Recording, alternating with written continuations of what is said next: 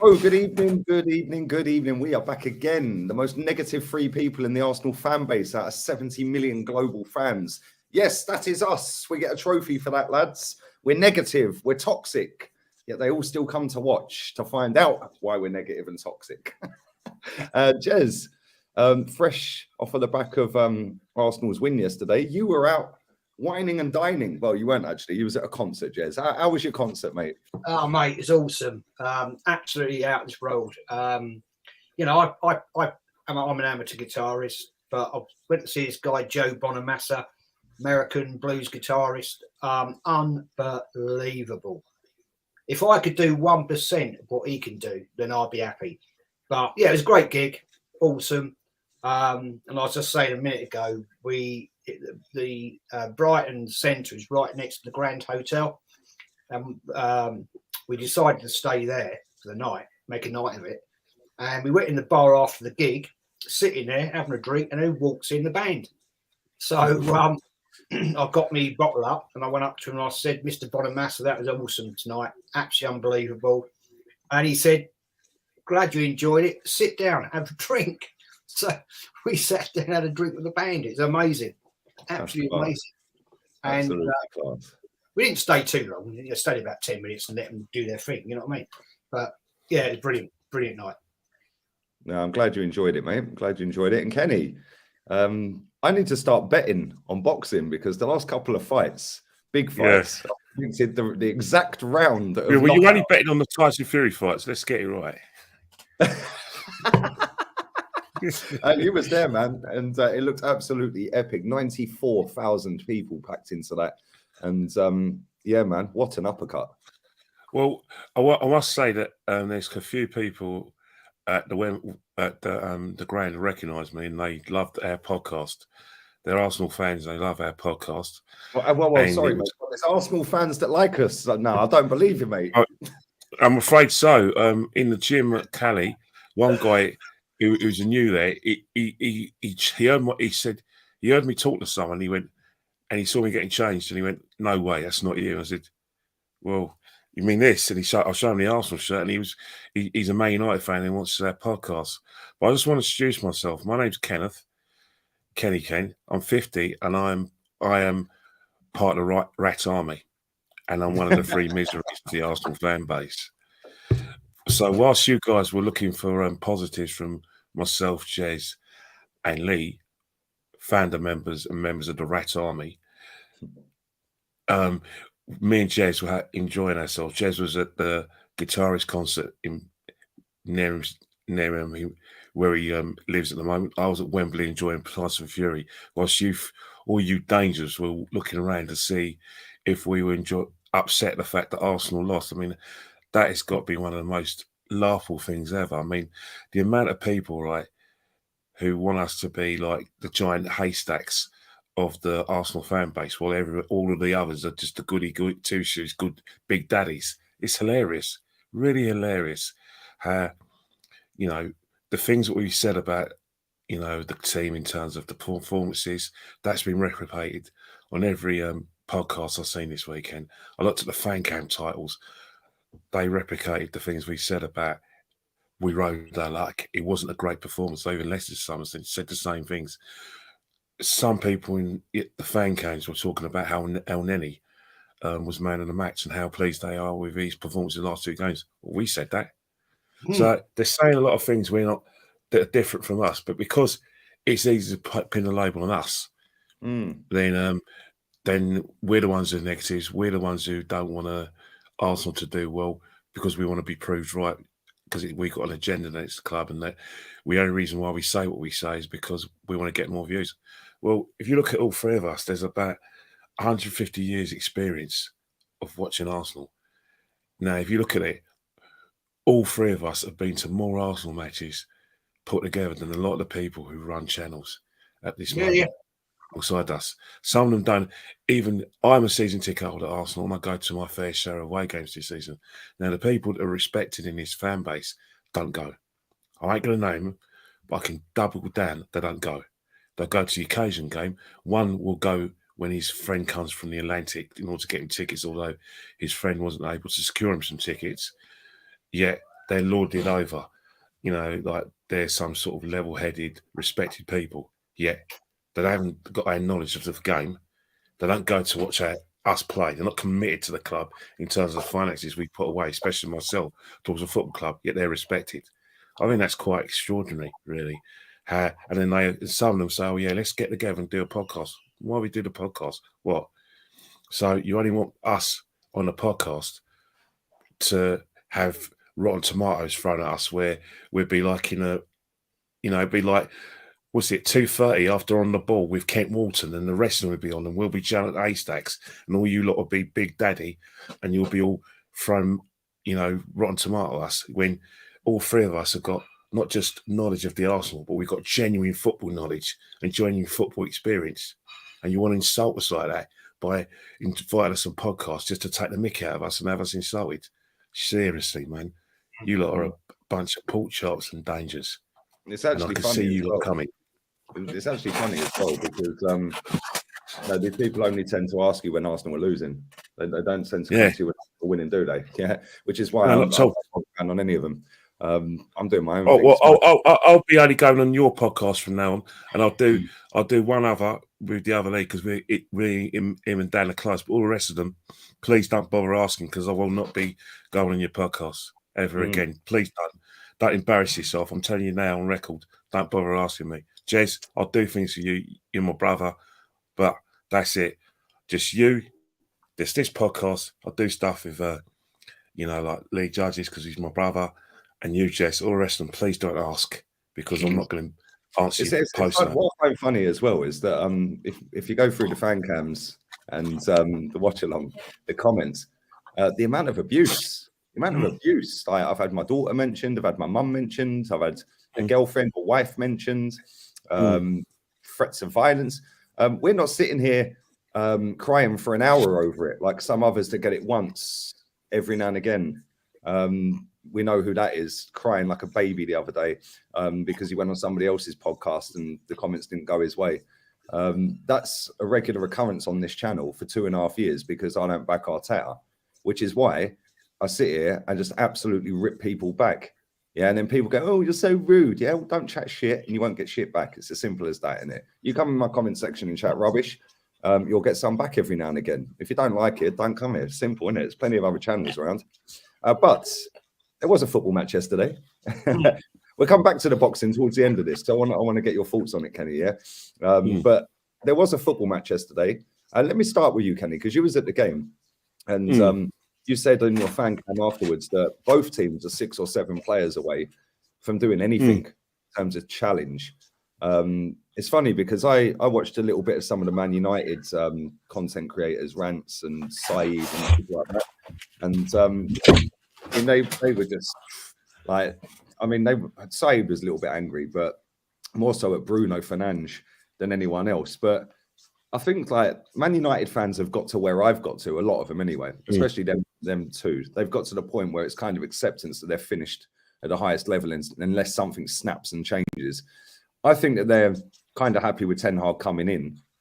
But maybe that's why so many Arsenal fans are happy with Arteta, because they think that was the snap and the change that was needed.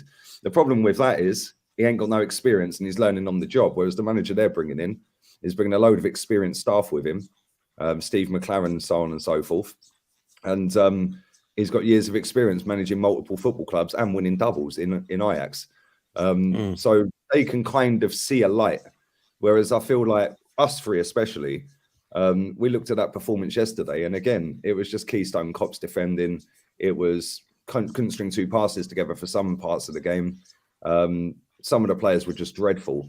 And then all you hear is, oh, yeah, but it's a young squad. I am sick to death of hearing it is a young squad. It is a young squad by design. We chose to go and get a load of younger players. We could have chose to go and get more experienced players and put them with Smith Rowe and Saka and Martinelli. We didn't have to go and get a whole squad full of kids, did we? So people jumping around that we're fourth, well done. Yeah, that's not the be-all and end-all for me. And the fact that we're struggling to even stay fourth or keep fourth, for me, don't bode well going into the Champions League next season, especially when we're fighting on a Wednesday and a Saturday, or Tuesday and a Saturday and a Wednesday and a Sunday. But what did you make of that performance yesterday? Because ultimately we got the win. It was a poor team performance, in my opinion, but it was also a poor team performance from Man U. And on another day, we don't win that game. If Ronaldo, I think he's one of the highest goal scorers in living history, takes that penalty, it's probably a different game, isn't it? Well, that's the thing. The first time, Man United performed a lot better and pulled with much more endeavour than they did at the Anfield. Maybe by his team selection at Anfield, he knew Man United would get hammered, and he wanted to save them from what was like a 6-pointer for the top 4. The fact is, the same problems that we saw against Chelsea, where we were careless, only less careless than Chelsea. The same thing with Man United.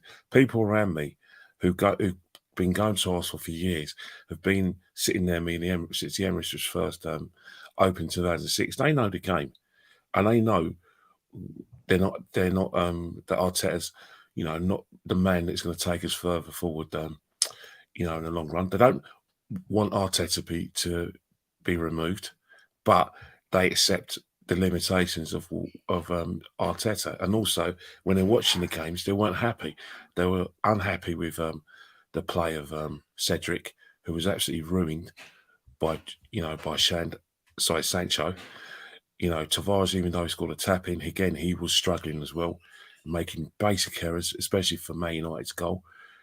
And that's a fact. You can't. And Gabriel in the first half didn't cover himself in glory. In fact, there was patches in that game where we didn't cover ourselves in glory. But what we did is that once again we relied on players like Saka for the first goal with Man United.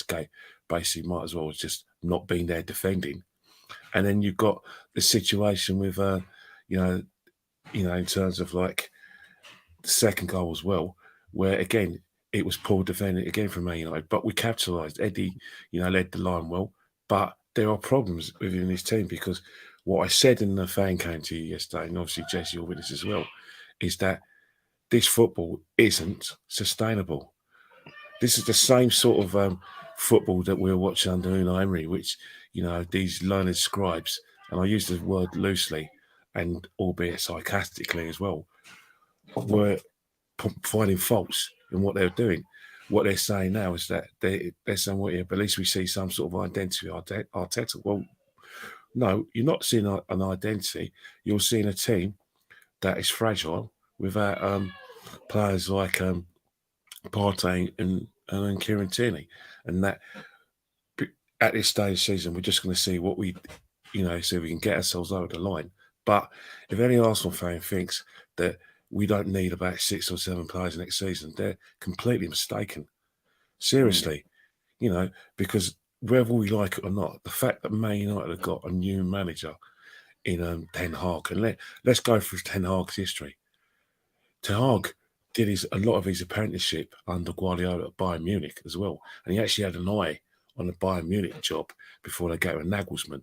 That's why he was holding out, and why maybe when we were pushing wasn't he Bayern B manager for a bit? Was he Bayern B manager? Yeah, and that's it. And that's maybe when people like myself have said, "Oh yeah, if we get rid of Arteta, let's get Ten Hag," and other clubs are making the overtures for him. He was holding out for that job, but that job's now gone. They're hardly going to sack Nagelsmann, although Bayern Munich sent a sack managers if they don't win the Champions League, because the Bundesliga is a monopoly with them only winning it. The fact is that job is not available, and he's going to be a great addition. And you've got another situation where, unless they're going to be as bad as they were this season, I don't think so. And then Conte, first full season, if by stroke of luck, he actually gets the money he wants, then we're going to be up against it if we don't match them and get 6 or 7 players. Because, if we go to Champions League, which you guys are not keen on because of the fact that you think we're going to get our arses horse-whipped, this is going to be an embarrassment. That team is not good enough. It's not, it'd be strong to get out of the group stage. And all I'm saying is, if you want to sort of move forward and accelerate this process, do it properly. get the right players in, and if the manager isn't the right man and the results coming, then remove him and get someone else. It's football. You know, this isn't an apprenticeship or, you know, a graduate award scheme for Arteta, nor is it a crash for the players. You know what I mean? Football don't, you know, let's stop talking about this process and let's say, right, we're going to get in the top 4. Well done. Now let's use it as a passage into towards, you know, challenge for the league and having a go at Champions League. I don't see any reason why we should just be in the Champions League and just be happy to be there. That's an insult to every Arsenal fan From what who's having to pay. Yeah, but you know, we're having to pay another £350 for Champions League football, right? Yeah. Well, they season tickets. Now, if we're having to pay £300, we want you, right, to have a go at that group stage and get players so we can, so you can look like you're going to try and win that competition, not settle for this, you know, last 16. That's not good enough. I'm not paying an extra £300 for you not to have a go at this competition. Unfortunately, though, Kenny, by reading a lot of the comments over the last 2 games on fan cams and other streams that I've done, it seems like just qualifying for the Champions League is good enough for a lot of these people. Because no, it's not good enough. Not anymore, because look at Tottenham. It's good enough for the people. Look at Tottenham. When Tottenham, we're meant to be, Spurs are meant to be a smaller club with us, with a smaller budget. But whenever they go in the Champions League, they have a go. So did Chelsea. We're probably the most experienced team out of all the big clubs in playing consecutive regular Champions League football up until 2017. And yet we haven't even touched the sides. One final, one semi-final. Really? It's got to change. The thing is, a lot of people that have put in the comments over the last 2 games of Chelsea and Man U have said that, yeah, but you're saying that you want to compete for the top honours, but how do you expect to get better players if you don't qualify for Champions League? So my reply to that is, well, we were in it for 20 years. How many times did we compete for a title in 20 years? Yeah. So the be all and end all is not getting in the Champions League, is it? Yeah, because you can still compete. Other teams across the league have competed for titles with or without being in the Champions League. Yeah, other teams have got proper managers. You know, Chelsea got rid of their manager, who was actually a legend, and they've gone on to 6 finals since, and they're the current holders of the Champions League. I watched them again today. They weren't fantastic, but they got the job done. And you know, at the end of the day, I'm sick of people saying the Champions League top 4, top 4, top 4, top 4. No, it should be go and win the title, go and compete. And we have had two summers windows with this guy. We've done 250 million quid with this fella, and the state of our squad is embarrassing. Yeah, and the backups to Tierney, because that's another excuse to keep him. Oh, but we've had our best fullbacks out. Well, haven't Chelsea then? Yeah, Chelsea have got. If we get top 4th, if we get 4th spot, we go in as 3rd seeded. Well, there you go. So we're going to get a big boy straight away, aren't we? Then we're going to get a second team that's going to be half tasty, and then we're going to get a team from, I don't know, fucking Timbuktu or somewhere.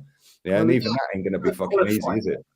No qualifying anymore, but we would go in as 3rd seed, and so as you just quite correctly said, we're going to be up against God knows who, I don't know, Barcelona, Real Madrid, or Bayern Munich, or somebody like that as the big boys, and then Arsenal Football Club,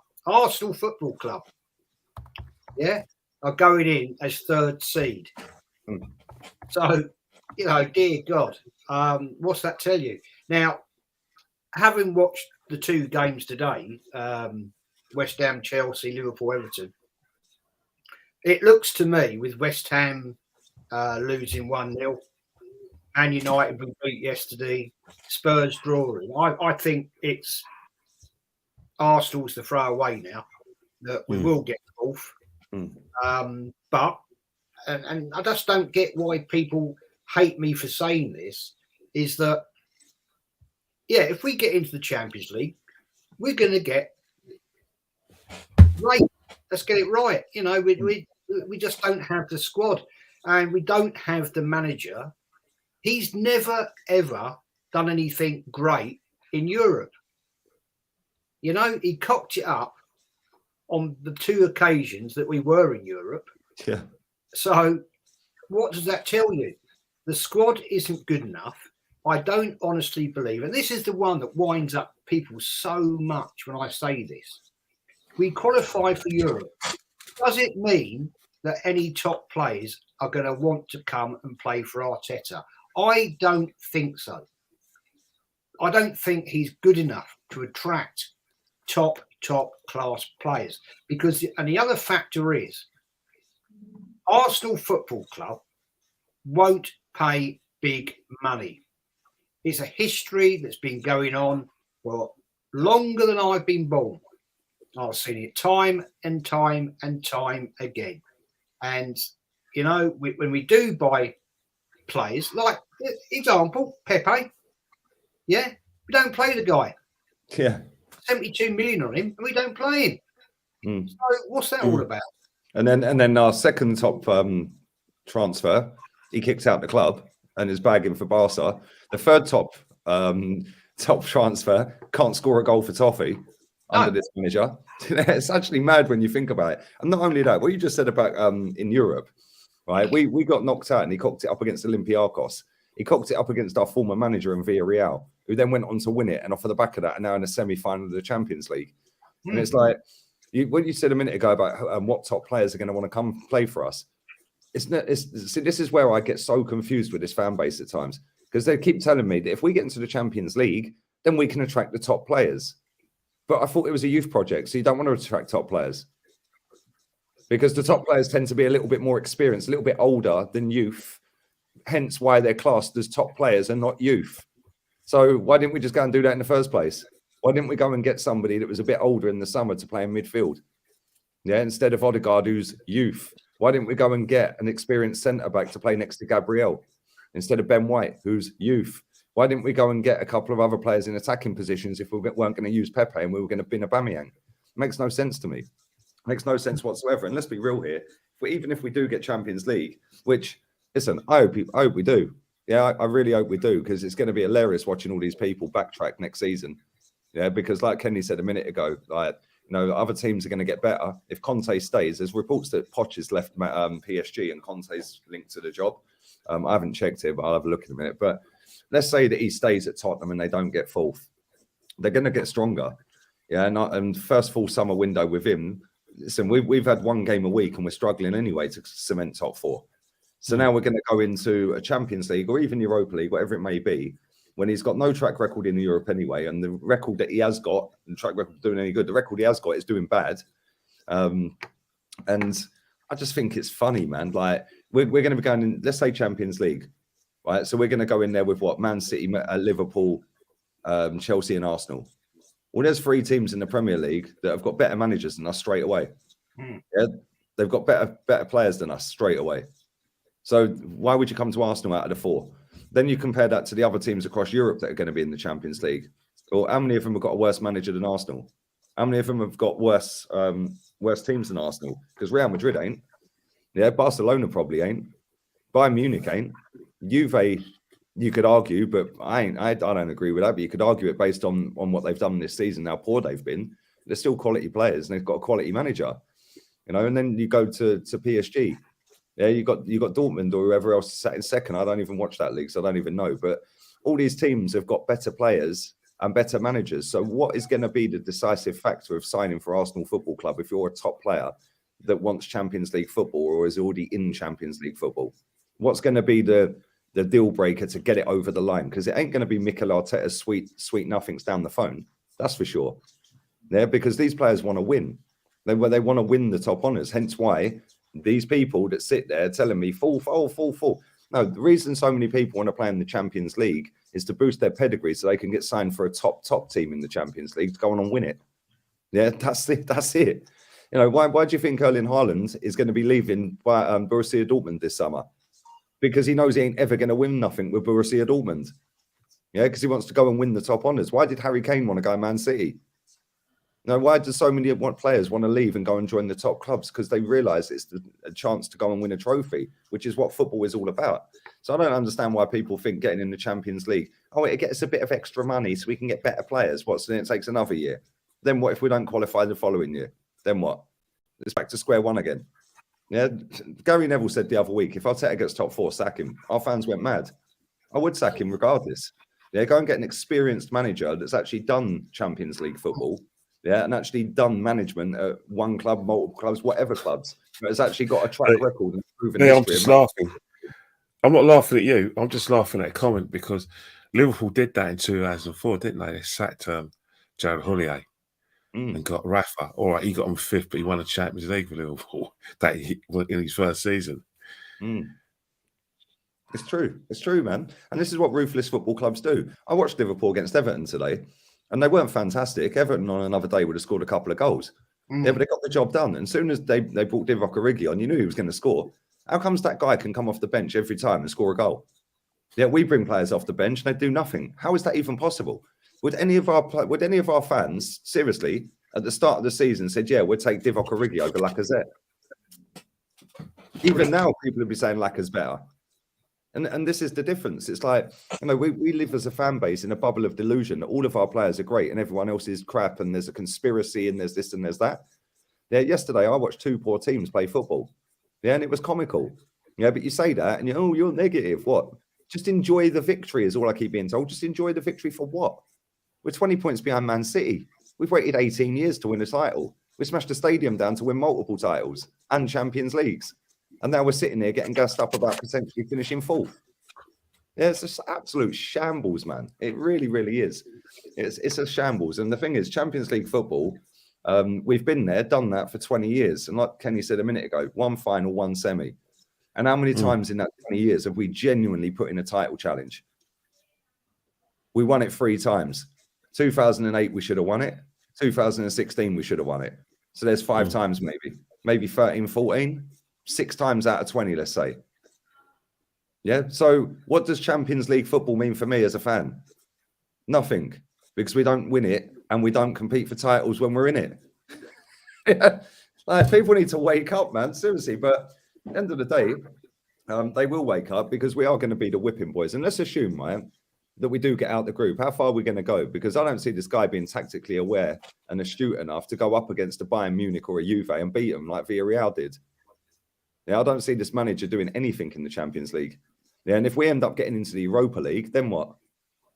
Like, if we get in Europa League get Champions League, finish 3rd in the group, then get Europa League, then what? Now it's Thursday night football again, back to where we was before we spent 250 plus this summer. Yeah, ain't good enough, man. Ain't good enough. Really ain't. Big up to everyone watching. There's 700 people in here. Make sure you're smashing the likes up. I'm going to get Jez's link pinned to the comments for his channel as well.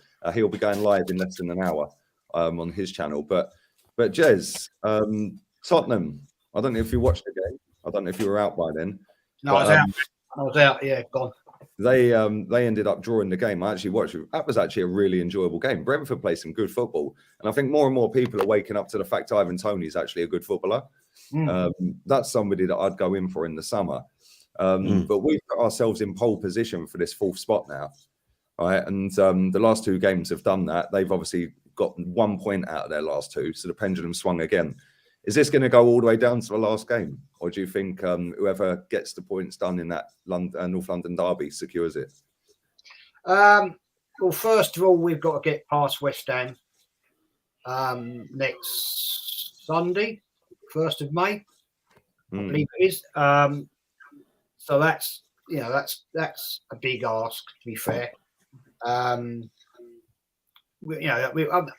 see it. I think at the moment Arsenal are fluking it. To be fair, I'm not going to put this down to the great management of Arteta. It's not. We're fluking it. We played a very poor Chelsea team the other night, and we played a bloody really poor Manchester United team yesterday. So let's see what happens against West Ham. I said weeks ago, I am taking this one game at a time. Now, we all know, talking about the Tottenham game, they are always unpredictable, but we know we don't, in recent years, have a great record at the White Hart Lane. So it could come down to that. I don't know what games Tottenham have got to play before they play us. So, I want Arsenal to get top 4, and I'll give you the reasons. I want Arsenal to get top 4 because I think it may well prove to all these idiots that how poor Arteta and his squad really are, because Arsenal, this current squad needs serious revamp. Now, I saw something today that Arsenal will be given 120 million in the summer. They need a damn sight more than that. And do I trust Arteta to buy the right players? No, I do not. He's proven his worth. And I'll just make one final comment, is that back in the day, and we go back in time, in Wenger's past, we had certain people behind the scenes who had the ability to attract top players. David Dean, Sir Peter Hill-Wood, and Arsene Wenger. Arsene Wenger was a proven, I didn't know who he was when he came from Grand Passat in Japan. Never heard of him. But he proved his worth, he proved his ability, and he had an ability to attract top players. Do I think Mikel Arteta can? No, I do not.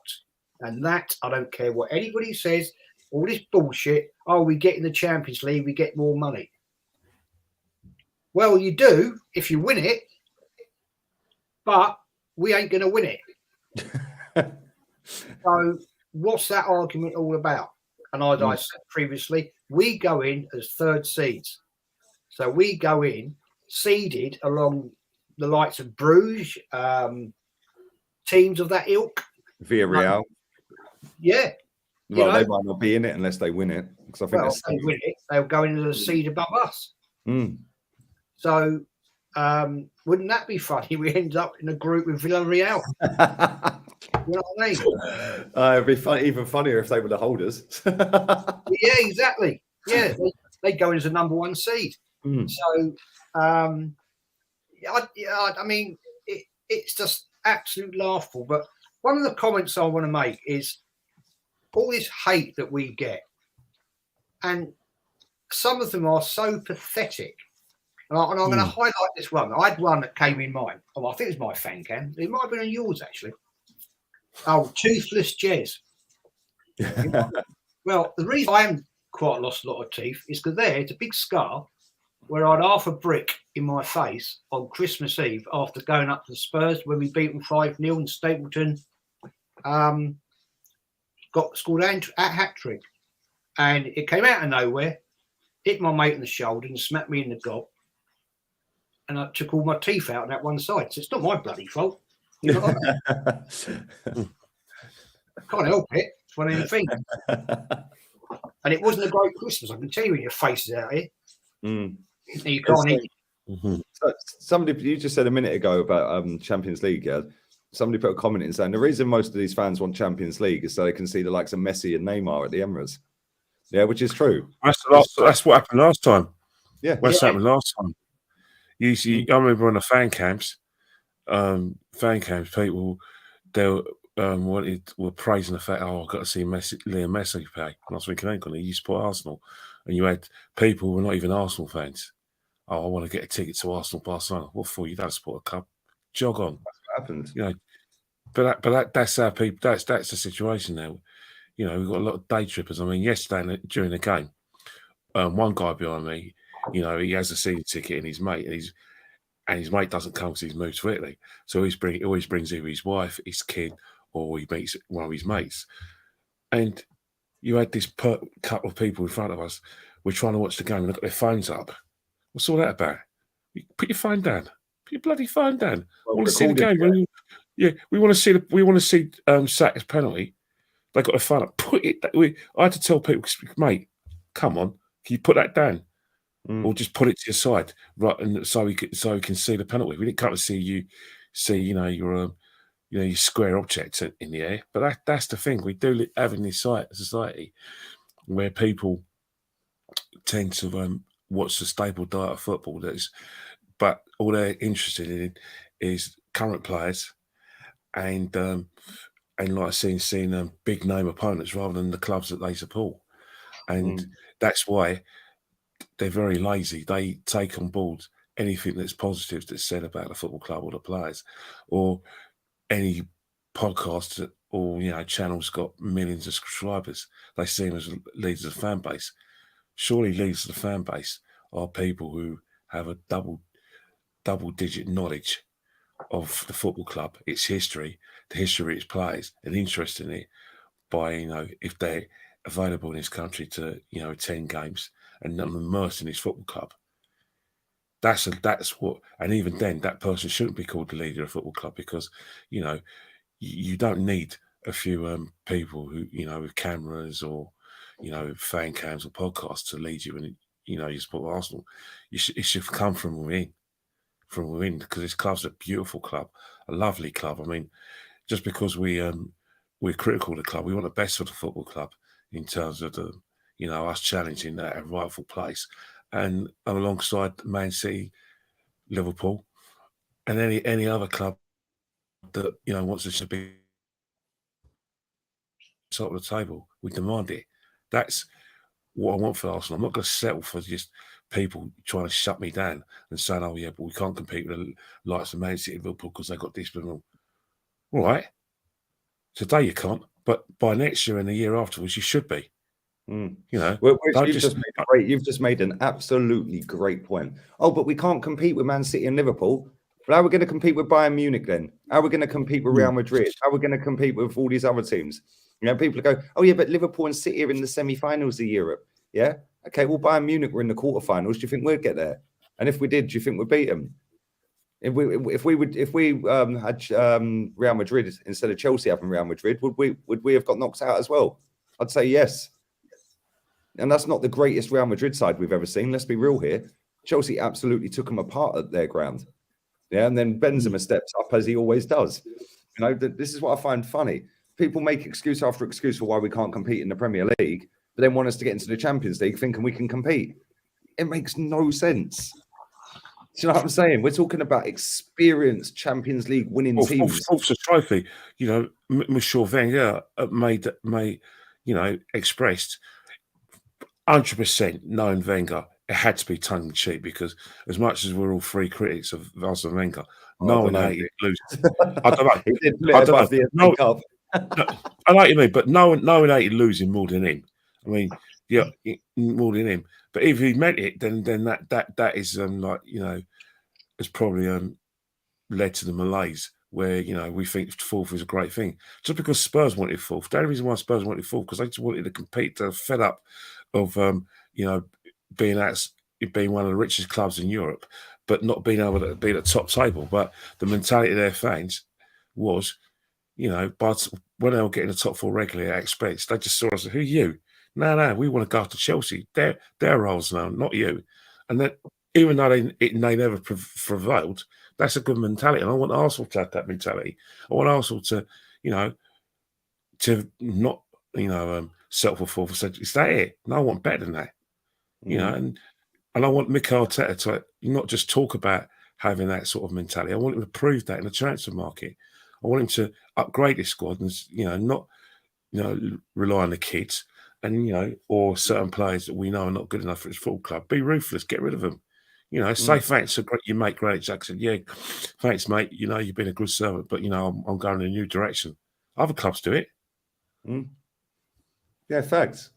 Mate, how many of these, and this is what makes me laugh, right, with Arsenal fans especially, it's like you get I see it loads in the comment section all the time. Yeah, but if we get rid of Mikel Arteta, which top manager is going to want to come to us? All right, well, fuck it. Should we just keep him then? Do you know what I mean? It's like, well, and then I get the other one. Yeah, this guy would moan even if we won the Champions League. Motherfucker, he's struggling to qualify for it, let alone win it. Yeah. Do you know what I'm saying? Like, these people are weird. Then you get, yeah, but do you trust the board to go and get a proper manager? Well, you've been trusting them for 2.5 years with a youth project and a project fucking whatever beforehand, a process. It's like their arguments are so water thin and watertight. Not watertight. It's mad. It's actually mad. And I find it mad that when you then put a name forward to these people, yeah, that they just dismiss that name straight away. So it's like, why'd you bother asking me for a name? For me to give you a name of an elite manager, for you to then say, no, he ain't good enough. Then totally rip that apart. Why is it it's only them people that rate this manager so highly that say the word agenda? Because none of us have sat here and said that they've got an agenda, have we? Yeah, we've never said that. Nobody that I know that's in this comment section on other channels or friends of mine have ever said, yeah, these Arteta-ins have got an agenda. But if you want the manager out and you demand better and want better at this football club, you're the one with an agenda. Why is it? They all sound the same. Because simple reasons, they're lazy. Because what's happening, right, is that their go-to comment is always, right, whoever plays for a red shirt, I'm going to back him. Whoever's in charge, I'm going to back him. Well, you didn't do that with Unai Emery, did you? So no. that, and you don't seem to do that in January, did they? Yeah. But even so, what about, if that's the case, right? You're the same fans that are always on the back of Aboué when he was struggling, always on the back of Malmunia. So you actually why don't you just say, well, yeah, we say that, but actually we want to get on with everyone, so we're going to sing the manager's name because that's what everyone else does, and we're only going to back certain players, i.e. the big name signing and someone who scores the most goals or gets the most assists. But all the other minions, we're not going to back. And whatever happens, we're never going to blame the big names who let us down with their inconsistency. But we always blame the little guy who clearly isn't good enough to take us to that level, but he's good enough for the level we are at now. It doesn't make sense. And then they have to cheat because you've got a different opinion of them, and you not only do you have a different opinion to them, you're actually expressing it. They've got a problem with that. They've got a problem with that because why are you threatened by me saying, well, you know what? I've been watching football for a long, long time. I'm involved in football for a long, long time, and I'm thinking, well, hang on here. I know what's needed for success, and I know that if you're statutory in your current position, then eventually you're going to fall. And you're not even going to notice it, how far behind you're going to get. And I don't want that to happen because we've seen that with Arsenal. And I want Arsenal to, challenge for the big honours. Why are you threatened by that? Why? Just because you've got a simplistic view of football and a simplistic view on how to support the football club, that's all right. That's fine. I don't care if you have that. But I'm better than that. I'm not saying I'm a better fan than you, but I want more than that. The whole reason the majority of these people support this football club is because Arsene Wenger was winning trophies. So now the idea that they don't want to win trophies and other proper people like us for wanting to win trophies is just fucking hilarious. Sorry to jump in there, Kenny. But let's look at, before we talk about Champions League, let's look at Arteta's record the last 2 years in the FA Cup. Knocked us out.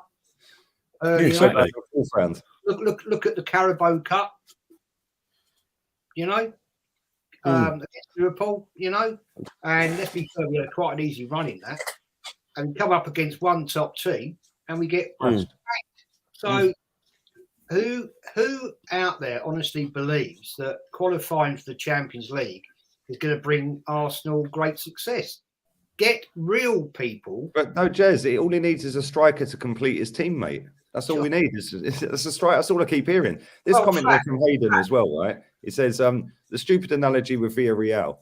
They are struggling to qualify for Europe, let alone Champions League, and they're in the semi. What you on about? But since Unai Emery's been their manager, he spent £27 million and got a whole squad of Premier League rejects that have played for Watford, Tottenham, Liverpool, Bournemouth, Leeds United, Leicester City.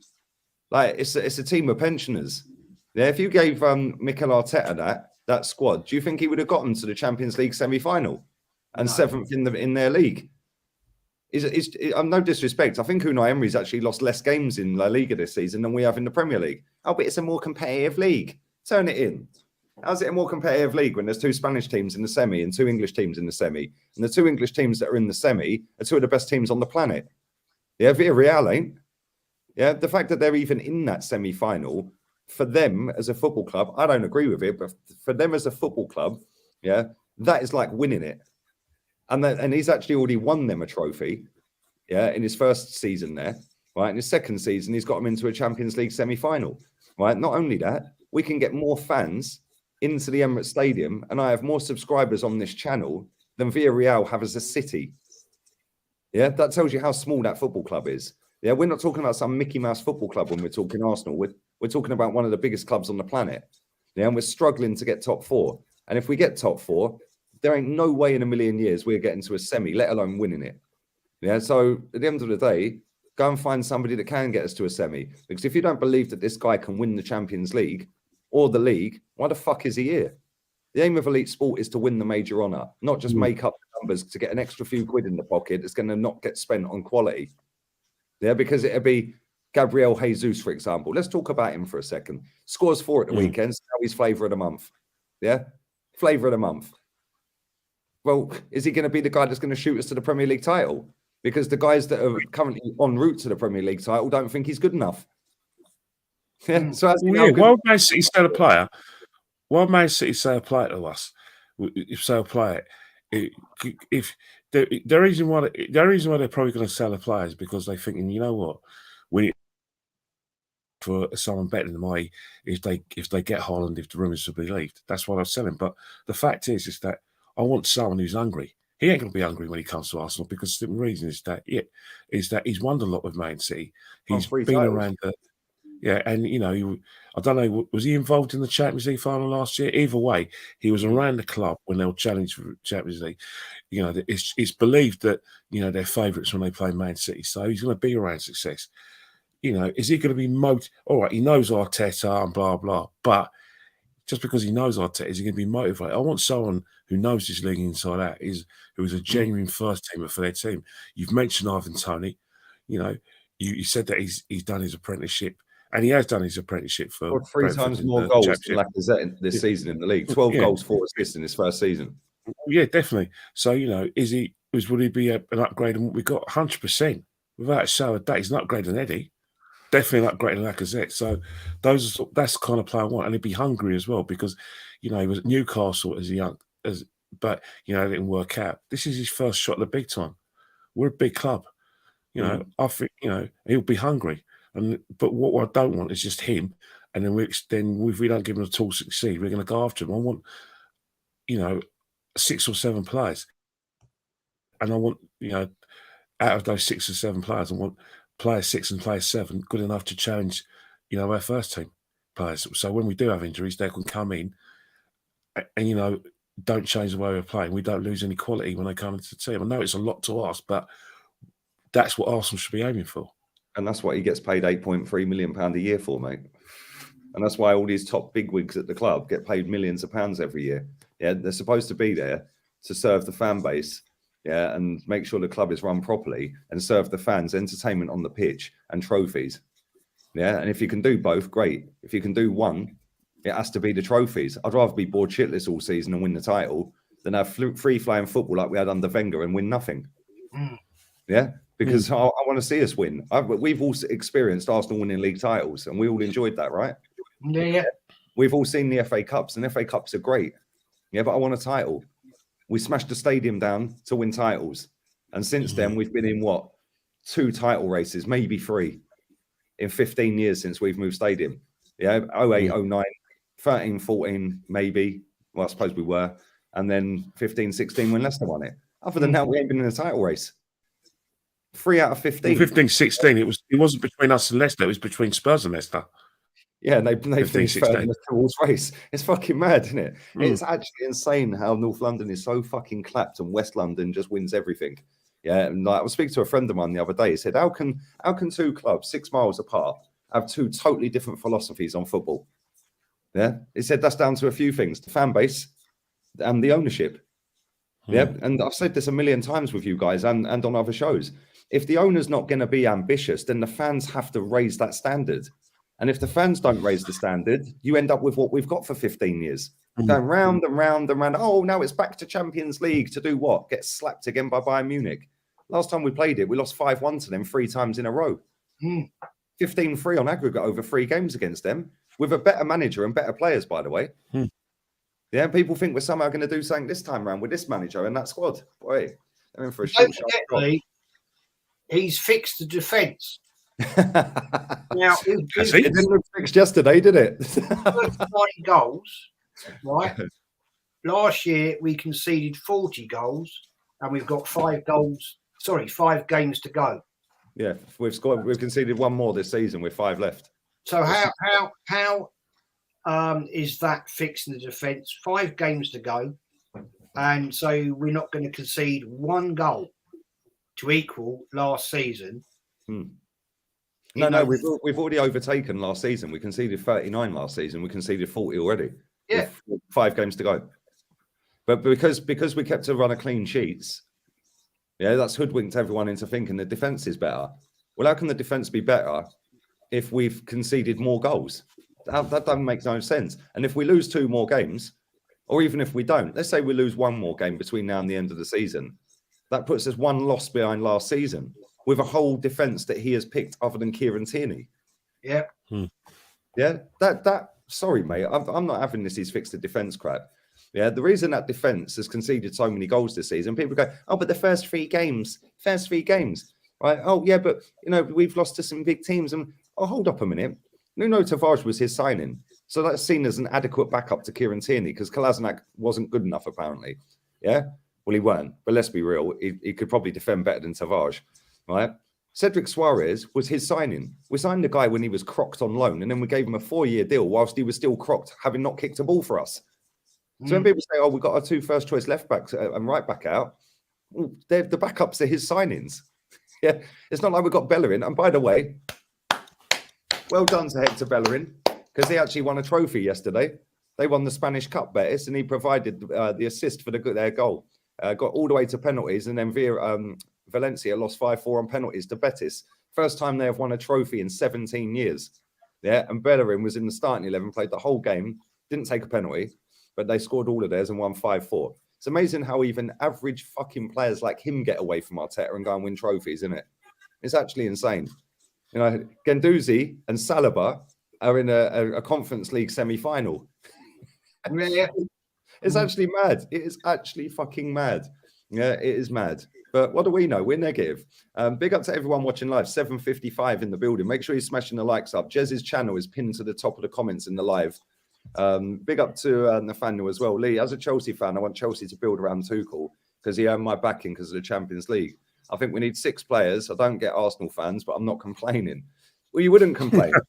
Yeah, you wouldn't complain. Mate, let me say this to all Chelsea fans watching this, right? And to everyone else. When Lampard was there, they were doing what Arsenal fans were doing with Arteta. Oh, but it's Frank Lampard. Oh, you've got to give him a chance. Oh, he's got a young squad. He was hampered by a transfer ban. Yeah. He came out and openly said this team ain't ready to win trophies. They then sack him after Luton. He beat Luton. They sack him on a win. Thomas Tuchel comes in, takes them from 9th to 4th, win the Champions League, lose the FA Cup final. Since then, he wins the Super Cup, wins the Club World Cup, loses a League Cup final, and is in another FA Cup final. I'm pretty sure there's not a single Chelsea fan crying about Frank Lampard. Yeah. So when these fans sit there and say, oh, but if Arteta gets sacked and you get rid of him, then we've got to start all over again. Well, Thomas Tuchel signed 2 players in the summer and he didn't want either of them. Yeah, and Lukaku's not really done it for him. And he's still got to a cup final, 2 cup finals, and he's actually won 2 trophies. And battered fucking Real Madrid at their ground, albeit they lost. But could you imagine us going to the Bernabeu and having 28 shots on goal against them? Because that's what Chelsea did. Yeah, when you look at Chelsea's team, I did this the other day. When they played us the other night, and albeit we beat them, they had 5 players at their Cobham Academy in that team. 4 of them started and 1 was on the bench. Chalobah was on the bench. Then you had in Havertz, who's a youngster. Yeah, then you had in, who was the other one? There was another one. I can't remember who the other one was, but there was another one, and he was a youngster. So they've actually got 7 players in their squad that are actually under the age of like 23. Yeah, and people ain't sitting there saying Chelsea's a youth project, are they? Yeah, it makes no sense, man. I don't get it. But anyway, listen, big up to everybody watching live. Before we wrap this up, Kenny, talk to me about the boxing, my friend. You know what? It was a great atmosphere. The ring walks were brilliant, absolutely brilliant. Dylan White's one. Really didn't walk. Well, yeah, no. Well, Dylan White, Tyson Fury was on the front and he ran because he had Biggie Smalls and he had Kings of Leon, and then, but the fight itself. One of the things about Dylan White is that there was a plan. I had it worked out. I was telling everyone, listen, one of the things that Dylan White must never do is leave that chin open for the uppercut, because that's his kryptonite. You know, he got the uppercut from Povetkin when he left his chin open. You know, got a cumulative combination of blows and left his chin open again for Joshua to finish him off. And it's one of those things where it's something that, you know, that Dillian Whyte needs to work on. And one of the things that Dillian Whyte didn't do is that he didn't squat down and use the body too much. He got kind of mesmerised by Tyson Fury's feints and him coming forward and the double jab. You got to expect that, Tyson Fury, because there were, you know, one judge gave the first round to Dillian Whyte, and you know, and two other judges had Dillian Whyte on the first 5 rounds. They had Tyson Fury 3-2. So Dillian Whyte, there was a plan there, but the problem is that we all know Dillian Whyte's got slow hands and slow feet. That's fine. You can't teach someone to, you know, have speed if it's not there naturally. But what Dillian Whyte needed to do was to make the target smaller and get to Tyson Fury's body.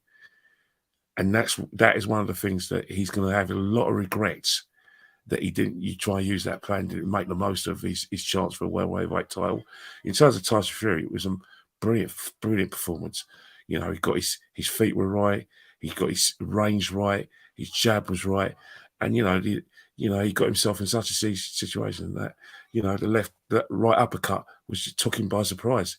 You know, it was a great finish for Tyson Fury. And you look at Tyson Fury and you're thinking, there's a reason why Tyson Fury's a great fighter. And the reason why he's a great fighter is because he's just made Dillian Whyte look like, you know, like a sparring partner. He did, you know, made Deontay Wilder look like a sparring partner. And let's face it, they're both good fighters. Deontay Wilder is a very good fighter. A lot of people now are giving Deontay Wilder the credit he didn't get from losing to Tyson Fury, because I think, well, hang on here. Deontay Wilder, who's only got a right hand, took Tyson Fury to the trenches and took him to to the streets in terms of like the wars, street fight. You know, people now showing him a better credit because, you know, they're now saying that Dillian Whyte didn't, like I said, come to fight, and he forgot his game plan. I mean, that right hand, which basically hit Finn House, thinking, oh, Dillian, why? He saw it coming. And then not only that, what I liked about Tyson Fury, what he did is that he knew Dillian Whyte was going to rough him up. So he just sat on him. And then when Dillian Whyte's trying to push him off or trying to get headbutts in, that tires you out, because you should be fit for boxing. You're fit to get your hands going and get your feet going. But you're also wrestling, and you've got a 19-stone giant on top of you, and you're able to force him off. That again tires you out. Takes maybe a lot of oxygen out of your body, and it slows you down. And that's what Tyson Fury did really well. He knew Dillian Whyte was going to go dirty. He knew Dillian Whyte was going to go with his head. There was a clash of heads. He knew Dillian Whyte was going to hit him in the back of the head. Tyson Fury got nothing respect for him. If he was retiring from boxing, I'd be very, very disappointed. But I understand to the extent that, coming back from a 3-year layoff and then having to do all these training camps, the pressure of having a deal with Top Rank. Dillian Whyte was the last deal he's got with Top Rank. If he wants to go to the sunset and go on WWE and SmackDown or any of that thing, good luck to him, mate. Good luck to him, because that's all I can say to him. He doesn't have to wait for Anthony Joshua. Anthony Joshua kind of made that fight irrelevant by losing to Usyk. So I think boxing fans just have to look at the new generation, because we've got a good crop of heavyweights coming through. The problem is that Tyson Fury's levels above that excellent crop of heavyweights we've got. And Dillian Whyte's part of that. People say that he's only a club fighter, but, he's had some good names in this Fury. Tyson Fury's going to make a lot of boxers look bad. I promise you. Promise you. I'm sure if he takes that Usyk, everyone's going to say Usyk never wasn't that much of a fighter. And the same with Joshua. They're good fighters. It's that, Tyson Fury's that good that he makes good fighters look terrible.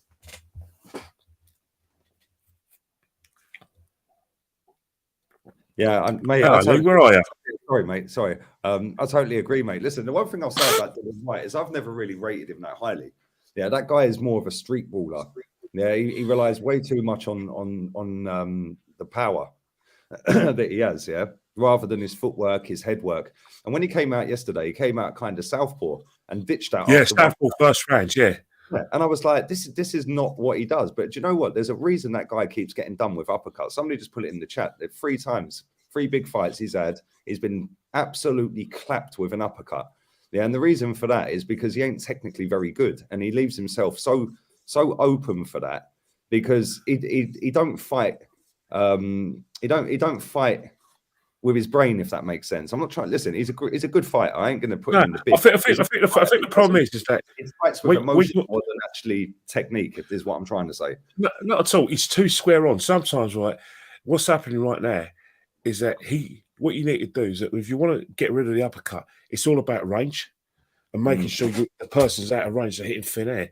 But if you're like square on and you haven't got your shoulders tucked in, then what will happen is that when the guy's doing feints and he tricks you when you think you're going to get a straight right hand, then what happens, you go down expecting a straight right hand, and then what's happening? The double feint is like that, and that's what got doing Whyte.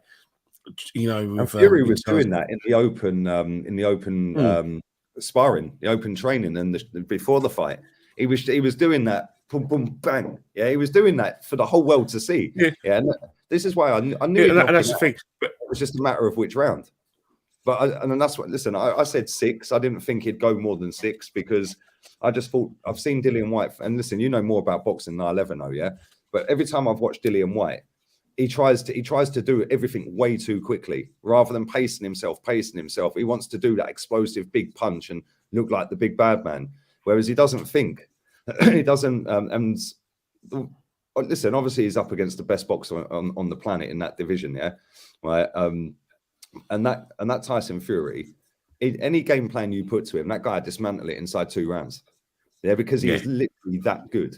Yeah, he is just so good. He'll think, okay, cool, I know what you're doing, no worries. And that's why Dillian Whyte dropped that after 1 round, because he couldn't do nothing.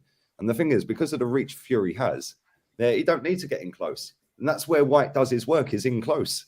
Yeah, and it's like it was a mismatch from the offset before they even got in the ring. It was just a matter of I think Fury made it a mismatch, but there's a lot of things that Dillian Whyte should have done and could have done had he thought, right, this is a 12-round fight. And that's the problem, Easy. Again, when you get in the ring, you forget everything your trainer told you, and you become the boss in the ring. I think Dillian Whyte, he's got to look at what he did and think, you know what, I made a big error here. The thing about Dillian Whyte is that because he's been part of an event which filled out Wembley, he'll get another chance if he's ready. But mentally, he has to go back, take a break, and think about what he wants in boxing. And one he needs to do, right, is for the uppercut. He's got to make sure he tucks his head in and don't get greedy. Because when you get greedy, trying to throw the right hand, the uppercut's coming your way, mate. And we've seen it so many times, man. I was at the fight when Chisora done him. Yeah, was it Chisora that done him? No, Joshua. Sorry, it was the Joshua fight I was at. Yes, yeah, where he just banged him, and it was just like fucking lights out. And he's so open to it. But listen, big up to everybody that's watched live, everybody watching on playback. Make sure you subscribe to Jez's channel. The link is pinned to the comments section in the live. It'll be in the description of this video as well. And I'll be back tomorrow with rants. I'm also going to be on Henry Wright TV, and I'm on Goonies channel tomorrow as well. So busy day for me. Jez, you're going to be live in 19 minutes? Is that right? Yeah, I'm just going to do a match review of yesterday, and I'm going to discuss the player ratings that I gave on your the fan cam player ratings yesterday, see what people think, and discuss what can happen with Arsenal towards the end of this season, the upcoming games. Hopefully get some opinions, and then Monday night is the next chapter of Arsenal now in the new century, 1900s, and let's see how they progress forward. I'm loving doing it, actually. I've got right into this now. It's quite fun. It is, man. It That's really good. is. We enjoy watching it, mate. Yeah, very much. I've just done over 1,000 hours. Oh, come on. Happy days. You're a quarter of the way to getting there, man. Come on. There's 4,000. Is it 4,000? Yes, 4,000. 4,000 hours. Kenny, what you got coming up? What shows you on? Yes. Well, I do a boxing show. I'm Lady Chan.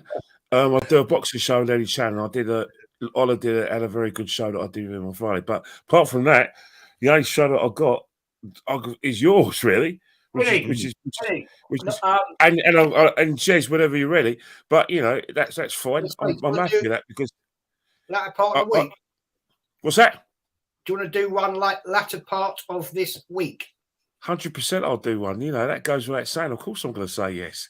No, to get you on and talk about what I was going to say is when I did the one with Gracie the other last week, it was brilliant. Tuesday it was. I just we went through her experiences with Arsenal, and all that. So doing you as well be bloody awesome, man.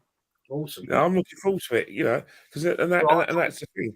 You know what I said.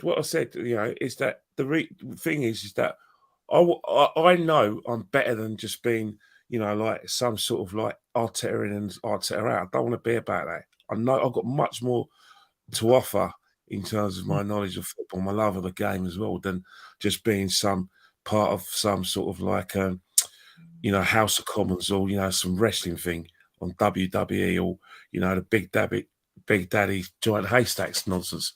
Football opinions shouldn't be about that.